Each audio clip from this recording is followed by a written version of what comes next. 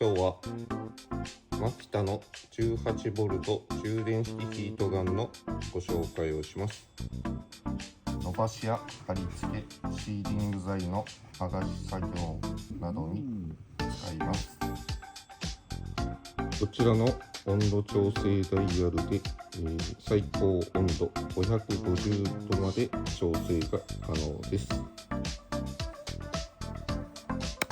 こちらの風量切り替えスイッチで2段階まで風量は切り替えが可能になっています。